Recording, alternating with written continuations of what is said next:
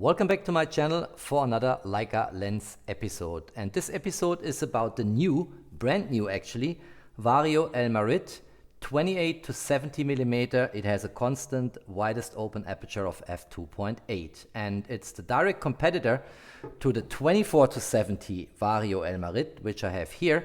That's 24 to 70 millimeter, and this lens already you find on my channel in the review. Now I bought the new one for various reasons. I will explain in the course of the video why, and I will of course give you all the specifications, everything you need to know, and I will of course show a lot of sample images, this time from the Leica Campus in Wetzlar, where I was invited to the 100-year anniversary celebration. Let's kick this off.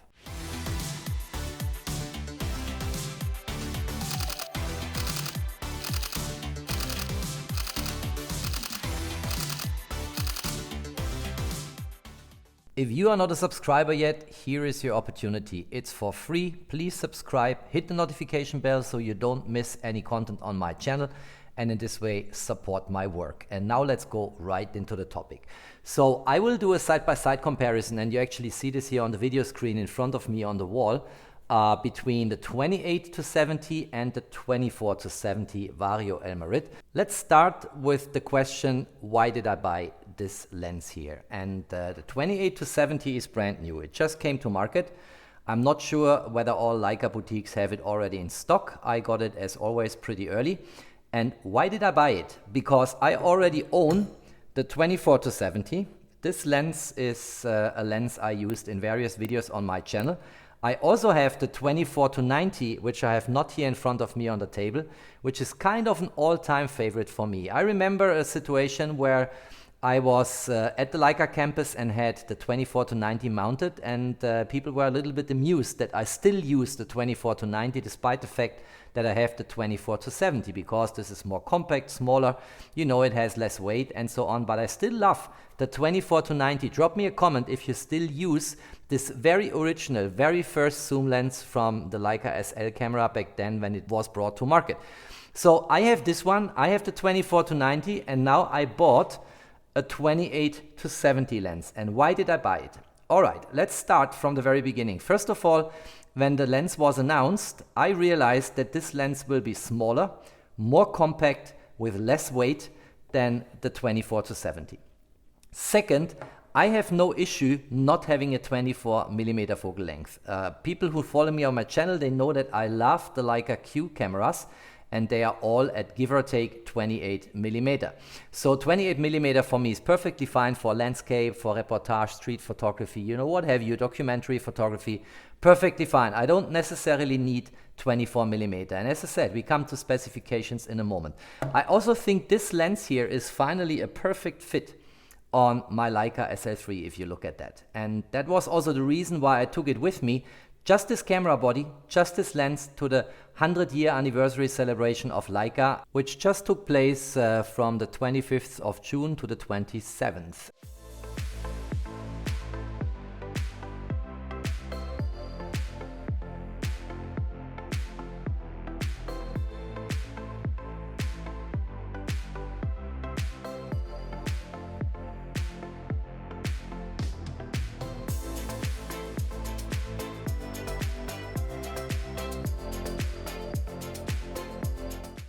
And I was invited, I was shooting on campus, and you will see the sample images later, but I think it's not only a perfectly aesthetic combination here, this lens with the camera body, it's also highly capable when it comes to image quality. And I know people will now say, why do you not unmount the lens and put it side by side with the 24 to 70? But I don't think it's necessary. Just by looking at them in this way, you see how much bigger the 24 to 70 is compared to the 28 to 70, and in the specifications later we will see this confirmed also in the weight. And what I also realized when I was shooting this on campus is that the autofocus system is working very well in the lens together with the autofocus system in the camera. As you see, this is very spot on. Jennifer is immediately recognized. Let's actually get face recognition off for a moment so I can switch the focus point. Let's go to field. Here we go. And now if you see, this is Jennifer, this is the background, Jennifer, background. Oh, I took the shot. That's not what I want. Not a pretty picture. background. Let's get something else here to focus on. Jennifer, lens, background. This is very snappy, very, very quick. And Leica is not famous for having the quickest auto system in the world. And in particular, the SL3 has a lot of improvements compared to the SL2 and so on, but it's not as quick as a Sony Alpha 1, it's not as quick as a Nikon C8, what have you. But here with this lens, it works very, very well. Let's go back to face recognition here. So we go here and eye face body detection. And you see Jennifer's face is immediately in focus. I can focus and enjoy the image when I took the shot. So that works quite well. What I want to do now is quickly going into specifications and walking you through, because there is another big advantage of this lens here, the smaller one, the more compact one, the less heavy one, compared to this one, and that's the price tag. So let me provide these data points, and then I want to go into sample images and comment on what I saw on campus and what I shot with this camera lens combination, which I'm personally currently in love with. Alright, so for the side-by-side comparison between the 28-70 and the 24-70 Vario-Elmarit, I nevertheless did it now for you guys, because I'm sure someone already dropped a comment. I unmounted the lens, I got it a lens cap, and now these two lenses are side by side, and you see the dimensions of the 24-70 are larger. We also see here in the specifications, which I projected to the screen on the wall, the weight of the 28-70 is 572 gram without lens hood and 613 with the lens hood. Well, I think it's realistic to go for the larger number, so 613 is the benchmark here. And for the 24-70, we have 856 gram without lens hood and 906, so 906 gram with the lens hood. So we compare here 613 to 906. That's about a 50% more heavy lens here on the 24-70 side than what we have on the 28-70 side. And you see them now side by side. We also see it on the filter thread. The filter thread on the 28-70 is 67, and on the 24-70 is 82. So also if we look into the lenses here, we will find that the right hand side, 24-70, is the bigger lens. It's not only the heavier lens, it's also bigger from all angles when it comes to dimensions. By the way, always important to know if you want to order a lens and don't want to mix things up. Here we have a product number 11196. Here we have a product number 11189. So they are not direct successors in terms of numbers. Here we have 11196, here we have 11189. From an optical perspective, the 24-70 is the more complex lens. And we have here 19 lenses in 15 groups, and we have here 16 lenses in 12 groups. And not astonishing in this context, this year, the 24-70 is the way of more expensive lens. I just looked the retail prices up at B&H in the US, and here we have $3,205 US at B&H, and here we have only, quote unquote, $1,890 US. And that's what I meant when I said at the beginning, if you are entering into the Leica world and you have saved money to get the Leica SL3, this is a perfect entry lens because it gives you a spectrum from 28-70 millimeter with very, very good image quality for a price tag below $2,000 US, which is really an exception in the lens portfolio for the Leica SL cameras. The build quality of both lenses is exactly the same. They have a magnesium and aluminum full metal housing, black anodized in terms of finishing. They are both dust and splash water protected, so you can shoot them also in rain in the same way as the Leica SL3 camera. And here we have absolutely no difference. All Leica SL lenses are hydrophobe aqua dura coated on the outer lens elements, so we talk about the one below the lens cap here. And we have on both lenses a constant widest open aperture of f2.8, which is phenomenal, because I don't like if the aperture actually starts to close the moment in time I start to zoom. If I want to shoot at an f2.8 aperture, I want to have the option, the possibility to do this at all focal lengths on the spectrum here of focal lengths we have on these zoom lenses. And that is the case for both lenses. And I repeat myself, but a price tag of $1,890 US for this lens is really competitive in the Leica context. What else do we have? They both can be used for close-up shots. At the white setting here on the focal length 28 millimeter, the 28 to 70 millimeter has a minimum focusing distance of 0.19 meter and a maximum magnification of 1 divided by 3.3. That's pretty okay for macro type situations. And on the 24 to 70, we have widest in terms of focal length 24 millimeter, and it's then 0.18 meter. And the magnification is even a little better. It's 1 to 2.9. And that is actually pretty good for macro situations and close-up shots if you want to take them. At 70 millimeter, we have a little less maximum magnification. Here on the 24 to 70, we have 1 to 4.6, and here we have 1 to 4.5. Pretty much comparable. And if you look at these data points, and if you can live like I can live with a lens that starts on the widest focal length with 28 instead of 24, then this is almost a bargain in the Leica context. I always intentionally say in the Leica context because Leica lenses are generally more expensive than lenses from normal other brands if you not just go to Hasselblad or the Fuji GFX system. But if you compare it with a Nikon C system or a Sony E system, then the Leica lenses are typically more expensive and will actually burn a larger hole into your wallet. So you get here a really competitive value package for a pretty competitive price of $1,890. So I can recommend this lens, but before recommending it, you should actually have a look with me into image quality, and that was even more astonishing for me. The image quality coming from the Leica SL3 combined with the 28 to 70 millimeter is really breathtaking. I was surprised about the contrast in the images, about the micro contrast, about the sharpness, about the color rendering.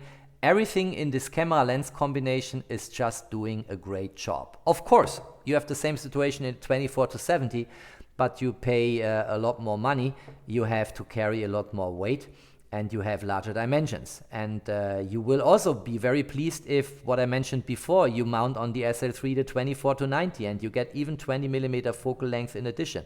But it's even more heavy, it's very expensive, and it's even larger. So let's look into sample images and then let me quickly conclude the video. All right, I will go through these images fairly quickly and will scroll through them, but make my comments here and there. And maybe as a side remark, if you've never been at Leica Campus in Wetzlar, you really should go there. You meet a lot of peers where you can discuss your photography, ideas, creativity, but you also meet a lot of photographers, at least in my case, who are way off better than me. And that is a continuous source of inspiration. Also, the networking is very nice. You always go home with more contacts in WhatsApp and what have you than what you had before, and you can connect and exchange ideas and experiences. So this is people gathering in front of the Vienna house, Ernst Leitz Hotel. That was on the first day in the evening. If I crop in here by 100%, this is a pretty good image. I think colors come across very nicely. I think it's very sharp. If I go quickly through these images, Ernst Leitz Museum, very nice. And here, this image I wanted to show, this was shot at 28 millimeter, and 28 millimeter actually is pretty wide. So if people think I cannot live with a zoom lens that goes not as wide as 24 millimeter, I think you are mistaken, because 28 millimeter is in fact very wide, as you can see here. And also cropping in here, the Leica SL3 always provides a lot of detail, and the 28 to 70 millimeter Vario-Elmarit is a lens that renders details, colors, and the atmosphere in an image very nicely, in my opinion. More images. By the way, here you see the different zoom positions: 28 millimeter, 35 millimeter, 50 millimeter, 70 millimeter. You see the difference? So you cover quite some spectrum here of focal lengths: 28, 35, 50, and 70.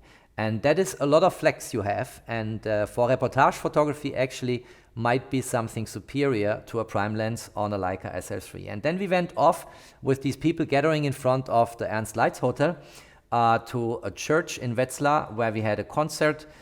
We also had food, there was fireplaces and all of that. And on that occasion, I shot a portrait from Chris without an H. Will include the link in the info box so you can look his channel up. He's a great person, very good photographer, very capable and knowledgeable of photography. And we always have a lot of fun when we meet at these events. And this was shot widest open f2.8. You see a nice background blurriness here. ISO 125 at 70 millimeter. And look how sharp this is. And look at the contrast and micro contrast in the face of Chris without an H. I really like that image. I don't think that Chris will ever tolerate that you see an image that close to his eyes, but I was allowed to do it. I hope at least, Chris, otherwise I apologize for posting it. All right, that was the church from inside. This is now a 12,500 ISO, and I had to actually stop down the lens to an f8.0. So I got a reasonable depth of field here. And if you look inside, it's quite nice. The Leica SL3 is actually capable of shooting in low light without any difficulties. Here is my first quiz. I have 3 of them for you in the course of the video. If you know the name of this photographer, drop me a comment and tell me who this is. He is very famous, famous like the night. Everyone has heard about him. Everyone saw his images, even people from the non-photography crowd. And again, look how sharp this is. 70 millimeter ISO 2500 and 1/125 seconds. A really great, inspiring person. Here was looking directly in the camera. I asked for permission to take that picture. You know, I'm not a paparazzi, of course. And also here, very sharp, very good contrast and micro contrast. And a very good portrait with a nice background blurriness. Widest open at f2.8. Here another super famous photographer. Again, this is quiz number 2. If you know the name of this photographer, drop me a comment with the name. And also here, you see, this was a little bit off focus. That's why I kept it here. And I needed a second shot. I also wanted this person to look at me when I take the photo and not to look somewhere else. And again, I was asking for permission to take that picture. And this one here the focus was sitting. Look at that. I think this is a very strong photo of someone who has seen so many things during his photography career.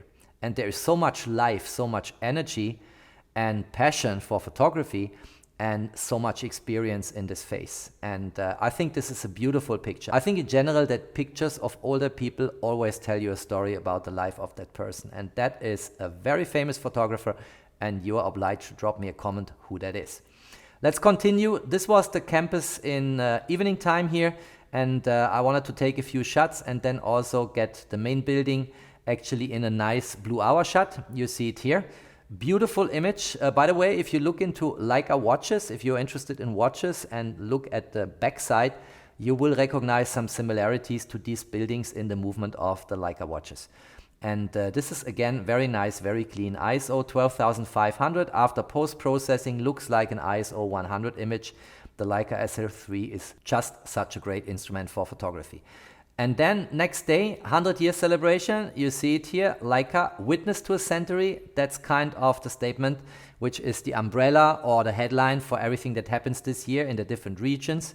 And you see people coming together for the celebration, a little apéro at the beginning. Again, the famous photographer I showed before, you see how friendly he is. It's actually very approachable people, although I'm so far away in my capabilities from what these people deliver. But it's very nice. That's the Leica world, or as you know, we heard in the Leica meetings, the Leica family, where you kind of support each other and you stick together and you help each other out. Some inside photos, ISO 800. Then you see here the first presentations. You see Dr. Andreas Kaufmann. He was giving a speech, of course. You see also here at ISO 2000, pretty clear, nice image. Here is actually my quiz. Who is this photographer? You will also later see a portrait of him. And he was here on stage, an absolutely fantastic person, absolutely brilliant photographer, and someone who wrote history in photography and is still around and still full of energy and very active. So drop me a comment who that is. I show you a close-up portrait later in the course of the video. I'm here at cafeteria on campus. We always had refreshments. It's quite nice. You get good food. You get actually good drinks. Here he is again. Look at him. Who is that? Can you tell me? Very friendly character and a legend in photography. Really one of the most legendary photographers of our time. And if you know who that is, let me know and drop me a comment. Look at that. This lens with the Leica SL3 is a dream. This is shot at f8.0 because all the other portraits I had shot at f2.8 widest open. Here I wanted to show you, even if you're in a very close situation and you stop down to f8.0, you still will have background blurriness here. Look at that. Just a sample image, but also a portrait of a great contemporary photographer. And then we had the privilege to do actually a tour through the archives of prints. And that's very interesting. I did at another occasion, back then, a couple of years back then, I think, I did a tour through the camera archives where you find these type of instruments. But here we went into the print archive, and they have such a treasure in terms of printed photographies from the most famous photographers in the world. And it's hard to take photos of these because people are showing you something, explaining something, holding a picture up, but I nevertheless wanted to take these shots and look at that. This is photography next level if you look at the play with the real people and their shadows. Very, very nice. A lot of images we saw and a lot of treasures we saw here. Alexander Rodchenko. And it's worthwhile if you are at campus, if you get the opportunity to do one of these tours. You can also do the factory tour where you see the manufacturing process of lenses and cameras if they are really made in Germany and not in Japan or in Portugal, which are other manufacturing locations Leica is maintaining. And it was just very nice to look at these photographs and see what people do if they become creative. Look at that one here. Very famous photograph. If you know who took that photo, please drop me a comment. Look at that. Very old Leica magazine, Magic Moments. And you see how grainy this is here in the way this was printed back then. And today you can actually, with digital effects, bring that grain back, or you go for film with a Leica M6, right? A huge archive, and they just started to get an inventory of all these images. I have no idea what the monetary value is of what they have down there in the archives. Actually, I should say up there, because you actually have to climb up the stairs. Very nice, and they are in these drawers here, you see. And we had the opportunity to look at a lot of them. Here, a picture of Oskar Barnack, very nice. And clearly he started all this. He was the one we celebrated at this 100-year anniversary because he came up with the Leica and the first 35mm film camera because he was sick and tired having these big cameras which were fashionable back then. Again, I think this is Oskar Barnack again on the phone. Yes, they had phones back then. And we saw so many things, how they are. Oh, look at that here. Vorbereitend zum Vergüten der Objektive. So that means that's a German statement, and it says preparing the coating of the lens. Quite nice. Instruments for scanning and digitizing. Of course, they want to digitize the whole inventory, all these prints. And they also, astonishingly enough, have a lot of information scribbled at the back of these prints in terms of what was the aperture, you know, what is the focal length, what type of Leica equipment was it when the picture was taken. All of that. Very nice. And here, of course, very famous picture. Last quiz. Who took that photo and who is that guy? Well, who that guy is, you will know.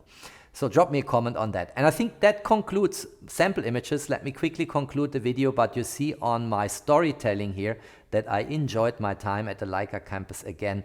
Big time. All right, that's it. That's all I wanted to say, share, and also demonstrate in terms of image quality. I hope you liked that video. I really like this lens. I think this is a fantastic add-on to the Leica SL3 cameras and also, of course, to the Leica SL3S. And yes, if you want to have that extra wideness in terms of field of view and focal length, then you should go for the 24-70. And if you want to go even further in the tele side, then you should go to the 24-90. But it all has a cost and a price. And typically it's price in terms of dollar, it's cost in terms of weight to carry, and it's kind of compromises when it comes to the dimensions of the lens. This is less intrusive than this one, and definitely much less intrusive than the 24-90mm lens. If you liked that video, don't forget to drop me a thumbs up. Stay tuned on my channel, there's always more to come. Thanks for watching, stay safe and healthy, and of course, peace out.